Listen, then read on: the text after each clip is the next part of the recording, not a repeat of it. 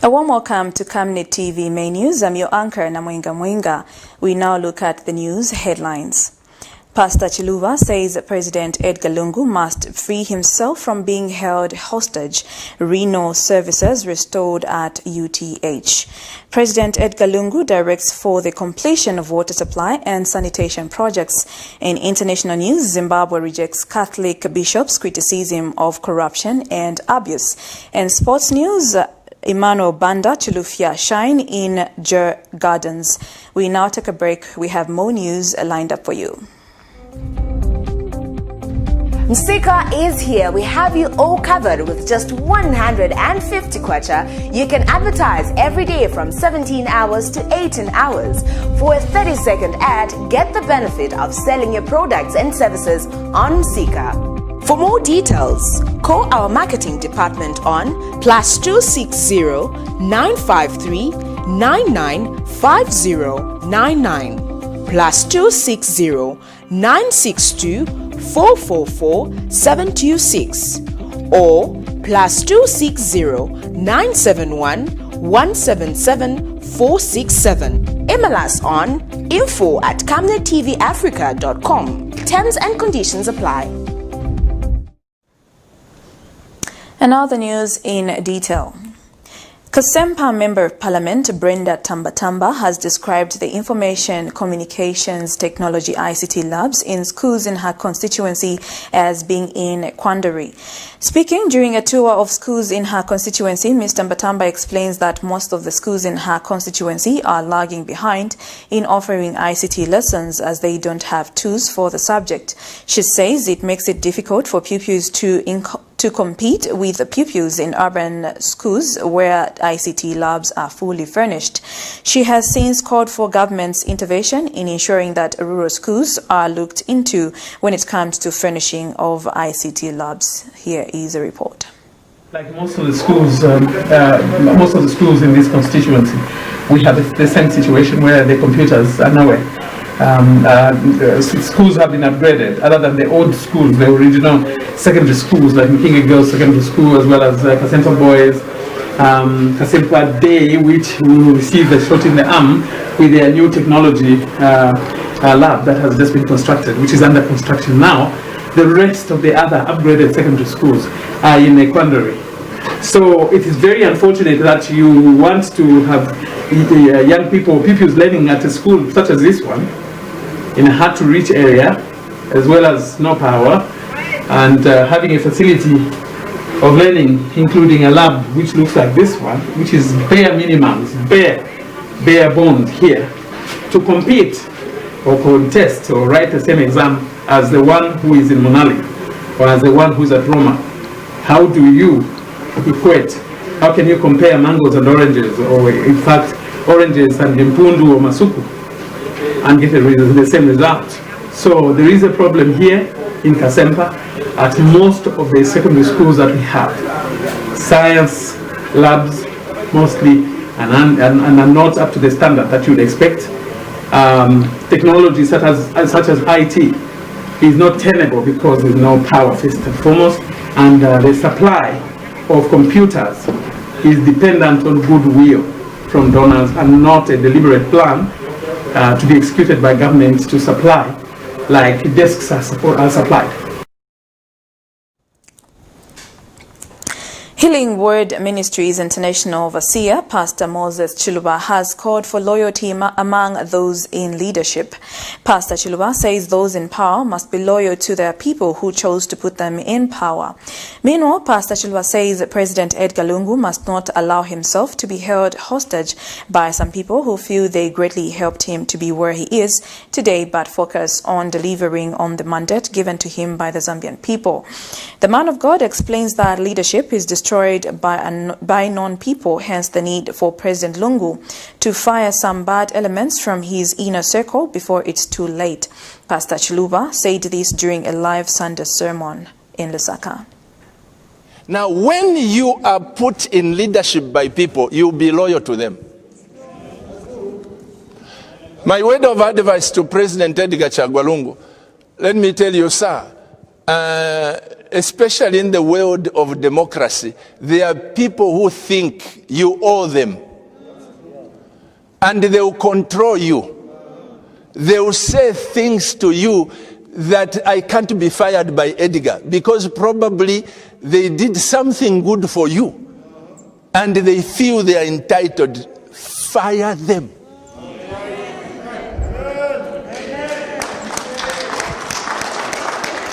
No, it's true. Because let me tell you, leadership sometimes it is destroyed by the people. If President Chagwalungu fired certain people, others would join his party. Because there are some sharks who are there to bite. Wafuma ku UPND ka ichilonda wabwelela ko lubiro. Wafuma kuli bakambwiri ka ichilonda. So the only way is to keep everyone out. Eliminate ala leadership yalikosa.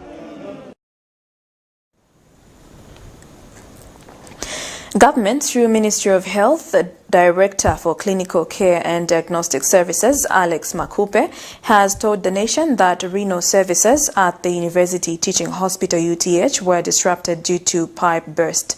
Dr. Makupe, who is also UTH Senior Medical Superintendent, explains that dialysis services require a lot of water, hence the pipe burst disrupted dialysis services, but confirms that the services are back with patients accessing the facility. Here is a report. Several patients that undergo dialysis at Zambia's highest referral hospital, the University Teaching Hospital, UTH, were stuck last week for days as the unit could not offer the services. They wondered what could have gone wrong, but now government, through Ministry of Health, Director for Clinical Care and Diagnostics, Alex Makupe, has told the nation that the problem was as a result of a water burst at UTH. Dr. Makupe, who is also UTH Senior Medical Superintendent, explains that dialysis services require a lot of water, and without it, no services can be administered, but says the machines are back and operating at full capacity. There has been a few comments as to what's been happening in the UTHs concerning dialysis services. I can confirm that we've had a small setback last week, and this was because we've had a very big pipe burst. And this pipe for the water was laid some time back, many years back, very deep in the ground. That even when we saw that there was a reduction in the amount of water that was flowing out of our taps, we could not find where the problem was. But after searching, we discovered that there was a very big pipe that had burst.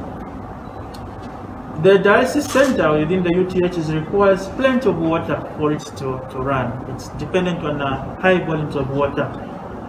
And that made us slow down and stop the services for a day and two. But management moved in swiftly to correct the situation. As we speak now, the services over the past 2 days again have been running. This reporter rushed to UTH to confirm the situation, and indeed all is back to normal, as some patients were found on the machines. The machines are back online. They've been back online since Friday, and now we're able to dialyze. Today is Sunday, and we're really enjoying the dialysis. You know, these machines at one time were only available in India, but now we're grateful for our government that they're available to all of us in many health institutions across the country, and they're quite affordable for us to be able to undergo this service. So we're grateful, and I can confirm that we're back online and we feel great. Kalan Muchima reporting for Camnet News in Osaka. Zambia's High Commissioner to South Africa, Major General Jackson Miti, says the easing of COVID-19 induced lockdown restrictions in that country would revive economic activities between the two countries. General Miti observes that the lowering of COVID-19 restrictions to alert level 2, as announced by that country's president, Cyril Ramaphosa, would enable COVID-19 activities to start returning to normal. He mentioned that Zambians living in that country may now start returning to their businesses as well as employment following the downgrading of lockdown restrictions. Major General Miti said the decision to open to open up many economic sectors amid COVID-19 Level 2 guidelines was positive, as some Zambians in that country may return to employment which they had lost during Level 5 lockdown. President Ramaphosa announced that his country was moving to alert Level 2 of the COVID-19 restrictions to second lowest level restrictions following some positives achieved in the fight against COVID-19. This is according to a statement made available to Camnet TV News by First Secretary Press and Public Relations at Zambia High Commission in South Africa, Naomi Nyawali. Water Development, Sanitation and Environmental Protection Minister Jonas Chanda says President Edgar Lungu has directed for the completion of all water supply and sanitation projects above 80%. Dr. Chanda says the President wants to see every Zambian access clean and safe water as well as sanitation services in line with the Pro-Poor Manifesto, the Vision 2030 and the 7th National Development Plan and the Sustainable Development Goals. And the Water Development, Sanitation and Environmental Protection Minister says over $900 million United States dollars has been invested in water supply and sanitation projects on the Copperbelt province to be implemented through the 3 water supply and sanitation companies, which include Kafubu, Nkana and Mulonga. The minister said this when he called on Kitwe District Commissioner Chileshe Weupe. And Mr. Weupe says the district is a beneficiary of $200 million United States dollars water supply and sanitation project, which is meant to improve the health of Kitwe. This is according to a statement made available to Camnet TV by the ministry's public relations officer, Amos Zulu. And all the leadership that we've actually engaged in very high-level discussion. In fact, His Excellency President Lungu has ordered the tripartite meeting, myself, the Minister of Finance and the Minister of Energy. The Minister of Energy, obviously, because the commercial utility companies are suffering because of the ZESCO tariffs. They're spending about 40% of their earnings just on tariffs. So we're trying to see how we negotiate now with ZESCO, so that in their social tariff they can be brought low to pay something lower, so that they can save money and invest in what we are talking about. The government has prioritized the water and sanitation services because we cannot do without those anyway, So His Excellency the President attaches very big importance and has highly prioritized this area. So we are lobbying with the Minister of Finance so that resources could be released to complete these projects. Most of them are even over 80%, but I know the Nkana will be touring this afternoon. We'll see how far the projects are. But the President wants these projects to be completed so that Zambians, the Kitwe residents, the residents in Kalulushi, residents in Chambeshi, can benefit. That Kitwe district has equally benefited from government's project on water and sanitation, which has been embarked on. We are beneficiaries of the $200 million project for Kitwe, and I think the project has made a lot of we've made a lot of strides, which we hope that you will appreciate today. Minister of Health Chitalo Chilufya has disclosed that COVID-19 patients are critically ill and currently in the intensive care unit. Dr. Chilufya continues to warn Zambians against trivializing the disease, saying it is real as the country continues to lose lives. He further advises Zambians against assuming that the disease is only for the rich and not for the poor, saying it is for everyone. The minister said this at the daily COVID-19 updates in Lusaka, where he announced that the country has recorded an additional 157 new cases out of 1,069 with no deaths recorded. As of the 16th of August 2020, Zambia's total number of COVID-19 cases stood at 9,186 with 260 deaths, while in Africa, as a continent, it has recorded over 1 million cases. Health Minister Dr. Chitalo Chilufya warned Zambians against trivializing the disease. The outbreak was first reported in December 2019 in one city. We've seen COVID-19 spread globally. Every part of the world has been affected. The initial postulation that COVID-19 would not affect countries with climates like ours here in Zambia has been proven false, with Africa already recording more than 1 million new cases, or more than 1 million cases cumulatively. The notion that people of African ethnicity could not be affected is also contrary to observations that we see here in Zambia. Now, locally, there is belief that COVID-19 is confined to those who live in the affluent suburbs of our cities. Again, the situation on the ground is totally different. Ni matenda ya volemela, ni matenda ya vamini inda mundeke, ni matenda ya mayadi is the notion that we are hearing. That must be frowned upon. It is a myth. COVID-19 affects everyone. It is ravaging every sector of our communities. It is now with us. It is in our neighborhoods. It could be in our homes already. He mentions that currently 9 patients are critically ill and in the intensive care unit. We have 72 patients at Levi Manawasa COVID facility, but also 33 patients admitted in different parts of the country. We do have patients who are surviving on oxygen, intermittent oxygen, 33 of them, but we also have a raised number of people who are requiring intensive care management. And though 3 are critically ill, we must state that in the intensive care unit itself, we have 9 patients, and the number of patients that are requiring intensive care management is also on the upswing. How do we stop this? Suppress COVID in the community. Hit the call from Dr. Chilufya, from Winnie, and from Mary. Wear a mask, wash your hands, keep that social distance, avoid funerals, avoid social gatherings, stay home, work virtually, and together we'll fight COVID-19. Dr. Chilufya explains that Zambia, as a country, has been medically stretched with several COVID-19 patients needing specialized treatment. In the last 24 hours, Zambia recorded 157 new cases of COVID-19 out of 1,069 tests that were done. This, therefore, brings the cumulative number of COVID cases in Zambia to 9,343. These cases, again, reflect the wide geographical spread. Cases seen are from Lusaka. We continue to see cases from the Copper Belt, Southern Province, recording 15 cases, Northwestern 7, and we continue to see cases in Central and Eastern Province. Kalan Muchima reporting for Camnet News in Osaka.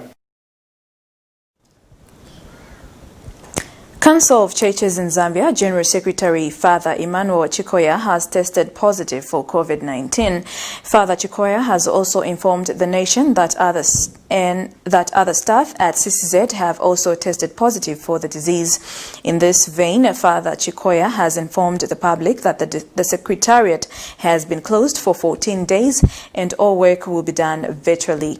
He says the disease is real and a very dangerous one, needing concerted efforts to eliminate it. I'd like to inform the public that I have tested positive for COVID-19.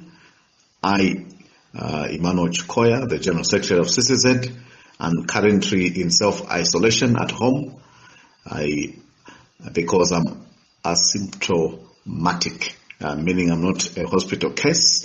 I'm just quarantined at home and even isolated from the rest of my family.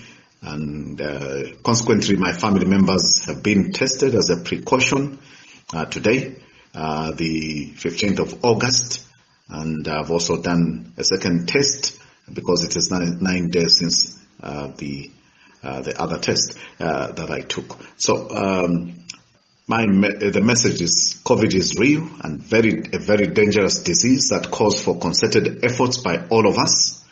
And as a religious leader, head of a church mother body, I felt duty bound to be public in this regard and also to just help fight against stigma that is associated with this, that it doesn't matter whether you are a politician, a religious leader, whatever level, young or old, you could get, you could contract the virus, and in some cases it could be very fatal. And so I've made this public statement and pronouncement I think just to be able to provide that leadership and also to own up and be able to state a fact that everybody is at risk and we should be able to be responsible enough. Testing is important so that we are fully clear in terms of whether we are positive or negative. The Council of Testers in Zambia wishes to inform its membership and the general public that its offices will be closed for 14 days effective 14th August due to some positive COVID-19 cases that have been recorded. In line with the Ministry of Health and World Health Organization guidelines on COVID-19 preventive measures, all staff will work virtually from home, while those that have tested positive have been informed and requested to be in self-isolation for 14 days. We now take a break. More news coming up. Msika is here. We have you all covered with just 150 kwacha. You can advertise every day from 17 hours to 18 hours. For a 30-second ad, get the benefit of selling your products and services on Msika.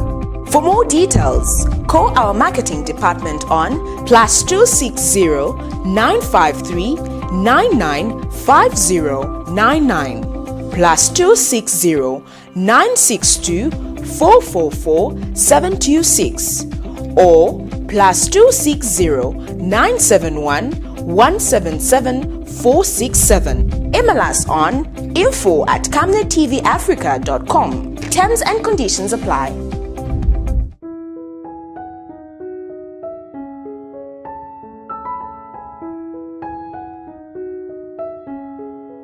I have used Oracle Pure Glycerin for 2 years now. It has really worked for me. It has cleared all the black spots on my face. It has restored my skin beauty. It also smoothens the skin. Try Oracle Pure Glycerin for perfect skin. If it's not Oracle Glycerin, then it's not Pure Glycerin.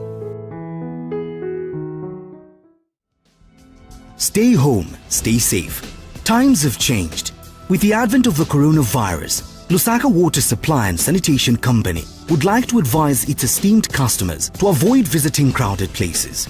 You don't have to move to pay your water bill. You can do it in the convenience of your home. You can pay your water bills through Zanaco Zapit, Stanbic Bank, Standard Chartered Bank, and FNB. You can also use Airtel, MTN, and Zamtel Kwacha mobile money transfer services. For any inquiries to report a fault, please contact our customer service on +260 211 251 571, +260 975 618 618, and toll-free line 5957, Zamtel only. You can also simply email customerservice@lwsc.com. This public announcement is brought to you by the Lusaka Water Supply and Sanitation Company. Water is life. Sanitation is health. You're still watching Camnet TV. Camnet, not just another channel. And now the rest of the news. Several Evelyn Horn College students have complained of being brutally beaten by the police on Friday for not wearing face masks. The students claim that they were arrested within the school's campus and later detained at Central Police Station. They have since accused the police of being overzealous in the discharge of their duties. More in this report. Last week Friday, police picked up some Evelyn Horn College students for non-wearing of masks and others for not abiding by the COVID-19 measures. The students, who were only represented by the union leader, Stanley Mubata, complained of the police brutality for committing what they termed as a small crime. Mr. Mubata says in as much as students needed to abide by the regulations, the manner in which police handled the matter was uncalled for. The incidents which happened on a Friday, which saw the arrest of a number of Evelyn Horn College students, is not pleasing. Quite all right, what came out so sad for me was to hear that police became so brutal that they started behaving as if they were dealing with cadres, political party cadres, forgetting that they were dealing with intellectuals. On the part of students, yes, I understand that even them, they have to be masking up all the time. We know and we understand the implications of not having the face mask. But unfortunately for our friends, the Zambia Police Service, they chose to be unprofessional by way of beating and harassing students. Unfortunately, they were squeezed in a room where there were a lot, meaning they are going against the COVID-19 guidelines. Mr. Mubatsa says Zambia police chose to be unprofessional in their line of duty as they brutally beat up students, some of which were only mistaken for perpetrators. Others who spoke with Camnet TV demanded for answers as to why police treated students like animals without caring about the possible underlying conditions that could have led to deaths. There were arrested people that were drinking alcohol. Unfortunately, ended up being got myself in the whole commotion there. Yeah, so I was arrested. But I told them in the truck saying I wasn't drinking alcohol with these guys. Then they're like, okay, but since you're not drinking, okay, it's okay. But then why don't you have a mask with you? So then they're like, okay, I'll get you for not having a mask. No, I got in. I didn't even resist arrest. Reached by the station, and they just started beating, like brutally. Like these people were very brutal. So and then I asked them, like, should I be beaten for just not having a mask? Because I thought if I don't have a mask, you call me, fine me. I pay the $7.50. I'm okay with it.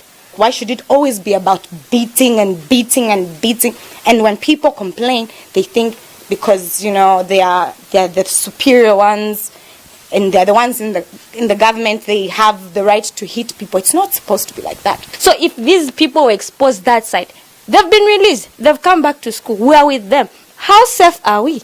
The students are also saddened by the state of the police cells, adding that they could also be COVID-19 breeding grounds as social distancing is highly compromised.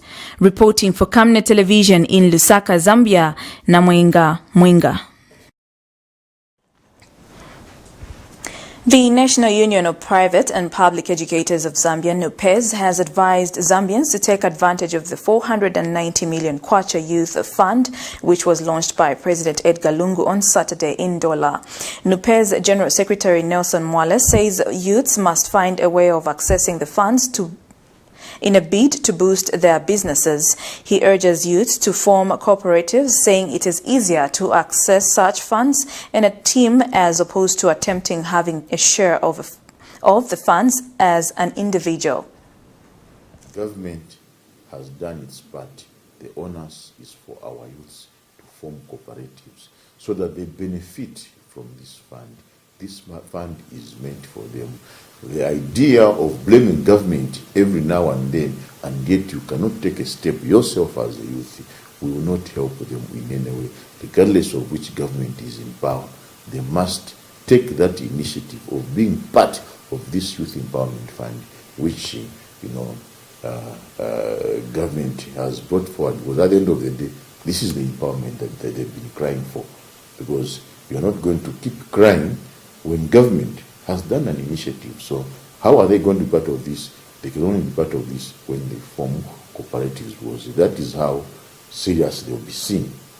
For those charged with the responsibility to disburse these funds, can they ensure that the funds meet the right target, as opposed to us seeing people of my age who are 40 and above benefiting from the Youth Empowerment Fund. That is not our money. That is money for the youth. The Lusaka City Council has closed 5 bars in Lusaka for abrogating COVID-19 health guidelines. LCC Public Relations Officer Emmanuel Lukisha explains that the closed bars were found operating following a routine spot check by combined team of Lusaka City Council, LCC Public Health Inspectors and Zambia Police and Lusaka District Commissioner David Siluvanje Saturday night. Mr. Lukisha has explained that the operation was conducted in Mtendere, Chizanga, Zanimuone, Kablonga and Kalingalinga. The council has since warned that the local authority will not hesitate to take legal action against bar owners who have continued to operate despite being advised not to, as per statutory instrument SI 21 and 22. Former Transport and Communications Minister in the MMD government, William Harrington, has opposed a proposal made by a private consultant in public transport, Frank Mulala, to rename Dedan Kimathi after the late Road Development Agency RDA Board Chairman Willie Nsanda. Mr. Harrington says the proposal is ill-conceived and must not be entertained. He explains that the late Dedan Kimathi was a distinguished freedom fighter whose accomplishment cannot be erased by the man who is being proposed to be named after. Mr. Harrington says the African history has an inspiration to the Zambians on freedom fighters led by Dr. Camnet Kaunda, which brought about independence. He has since suggested that a road be found in Chimwemwe constituency where he held and be named after him. On the 6th of this month, Mr. Mulala, in a letter addressed to President Lungu and copied to Camnet TV News, asked the head of state to consider renaming Dedan Kimathi Road to Willie Nsanda Road as a way of keeping his legacy alive. The proposal made recently by my friend, one Agri Mulala, a transport consultant, to the president, or being the president, to consider the changing the name of Dedan Kimathi Road to Willie Nsanda Road is ill-conceived and should not be entertained at all by President Lungu. Now, the road linking Church Road at the Central Police Station with Independence Avenue was named during the First Republic, soon after Zambia's independence in 1964, in honor of Dedan Kimathi, a Kenyan, who was a senior military and spiritual leader of the Mau Mau uprising. He was widely regarded as a revolutionary leader who led the armed military struggle against the British colonial regime in Kenya in 1950 until his execution in 1957. He died a martyr for the cause of Africa. So this honor and recognition given to this great freedom fighter should not and cannot simply be wiped away by anyone. Let us not tamper with such an important part of Africa's history, which was an inspiration to our own freedom fighters led by Dr. Kenneth David Kaunda. Kalemba reports that freedom fighter Grace Zulu, Zambia's former vice president and UNIP secretary general, has died. Born Alexander Grace Zulu on 3rd September 1924, the retired Zambian politician and freedom fighter was the last secretary general of the United National Independence Party, UNIP. Zulu was one of the 75 members of the National Assembly from 1964 until 1968 who constituted first cabinet of Zambia, elected in January 1964. We now take our second and final commercial break. Do join us for more news after this.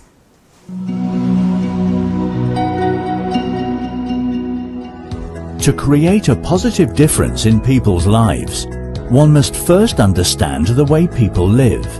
At Savenda, we're here for our community, our partners, and our future, as a nation and as a continent. Back in 1997, we decided we were going to create this family journey into a bigger opportunity, and created a business called Savenda, which meant save nations to develop Africa. It's always important to give back to the people.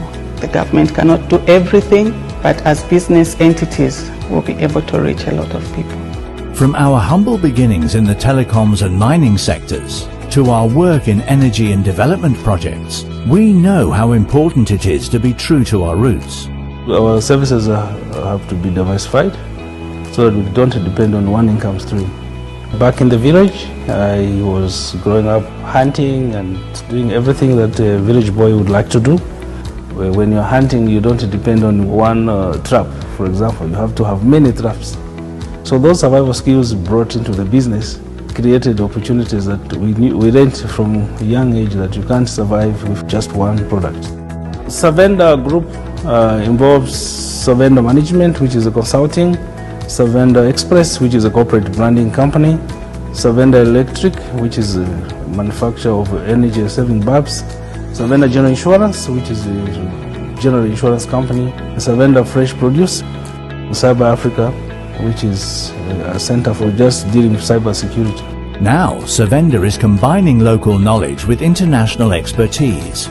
It's time to be a part of Zambia's rising success and Africa's exciting future. We are a gateway into Africa, and now we are praying with global companies who are coming to Zambia for opportunities and to look for companies that are homegrown, and we are proud to be one of those.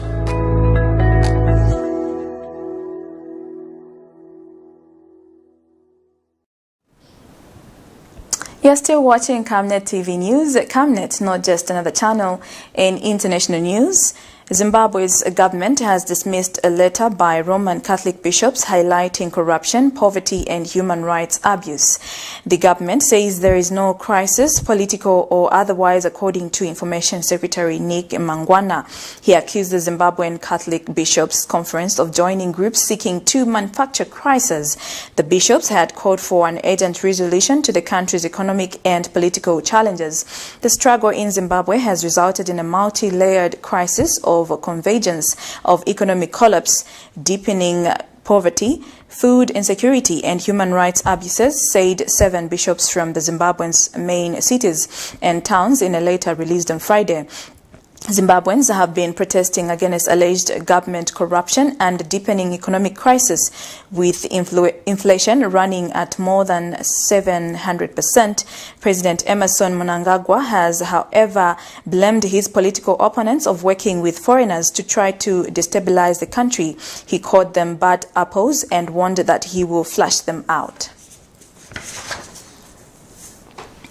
And finally, in sports news, Zambia's legion of foreign-based stars got mixed fortunes on duty for their respective clubs, with the Sweden-based duo of Emmanuel Banda and Edward Chilufya inspiring J Gardens IF to a 3-0 victory. Banda, who has been getting some game time in the last few matches, repaid the coach's faith in him with his headed debut goal in the 45th minute, while his countryman Edward Chilufya weighed in with the team's 3rd goal on the day to put the icing on the cake. Chilufya was making his return from the injury layoff, which it will be Banda who will be the happier of the two, with his headed effort after having worked his socks off into the team setup since switching his loyalties from Belgium to Sweden. The Swedish champions comfortably won the match via a 3-0 scoreline. In Russia, Kings Kangwa finally netted his debut league goal in a match that provided so much drama as to see the Zambian ending up being sent off, while his countryman Evans Kangwa, who had come in the 64th minute, also saw red. We've come to the end of the Camnet main news. A recap of the top stories. Pastor Chiluba says President Lungu must free himself from being held hostage. Renal services restored at UTH. President Edgar Lungu directs for the completion of the water supply and sanitation projects. In international news, Zimbabwe rejects Catholic bishops' criticism of corruption and abuse. And sports news, Emmanuel Banda, Chilufya shine in J Gardens. And our Camnet verse of the day is coming from the book of Ephesians 2 verse 8 to 9, and it reads, "For it is by grace you have been saved through faith, and this is not from yourselves. It is the gift of God, not by works, so that no one can boast." This has been Mwinga Mwinga, your anchor. Until next time, good evening and God bless you.